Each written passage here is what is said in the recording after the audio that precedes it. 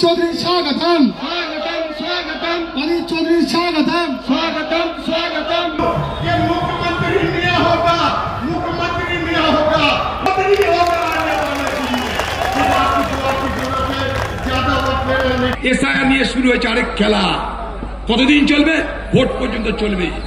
আমি তখনও বলেছিলাম এনআরসির সময় এই এনআরসির খেলা ভোট পর্যন্ত চলবে, এসআইআর এর খেলাও ভোট পর্যন্ত চলবে। তারপরে কি করতে হবে আপনাকে? বিজেপি আর টিএমসি তোমার দেখা নাই গো, তোমার দেখা নাই গান গাইতে হবে। ডিসেম্বরের 4 বহরমপুরে আসছেন মুখ্যমন্ত্রী মমতা বন্দ্যোপাধ্যায়।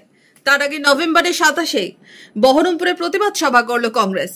টেক্সটাইল মোড়ে কংগ্রেসের প্রতিবাদ সভা রাজ্যের এসআইআর ইস্যুতে। প্রতিবাদ সভা মঞ্চের শুরু থেকে শেষ বহরমপুরের প্রাক্তন সাংসদের নিশানায় তৃণমূল বিজেপি। সরাসরি অধীরের নিশানা রাজ্যের মুখ্যমন্ত্রী মমতা বন্দ্যোপাধ্যায়কে। মঞ্চ থেকেই প্রশ্ন ছড়েন অধীর। আপনি পশ্চিমবঙ্গের মুখ্যমন্ত্রী, এসআইআর নামে মানুষকে উত্তেজিত করছেন, মানুষকে এই করব তাই করব ওই করব, গলা কেটে নেব, হেলে দেবো, রক্তগঙ্গা বইয়ে দেবো। আপনি কেন অনুমতি দিয়েছেন বলুন?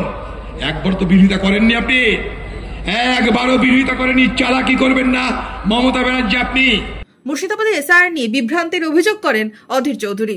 মুর্শিদাবাদ জেলায় এসআইআর এর নামে ভয় ভীতি বাতাবরণ তৈরি করে ভোটের বিভাজনের চেষ্টা হচ্ছে, মানুষকে বিভ্রান্ত করা হচ্ছে, মানুষের কাছে ঘুষ নেওয়া হচ্ছে, কাগজ লিখে দেওয়ার পরিবর্তে মানুষের কাছ থেকে কবলানো হচ্ছে, তোমরা আমাদেরকে ভোট দেবা।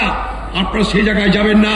প্রতিবাদ সভা মঞ্চে এদিন অধীর ছিলেন আক্রমণাত্মক। একযোগে অধীরের নিশানায় তৃণমূল বিজেপি।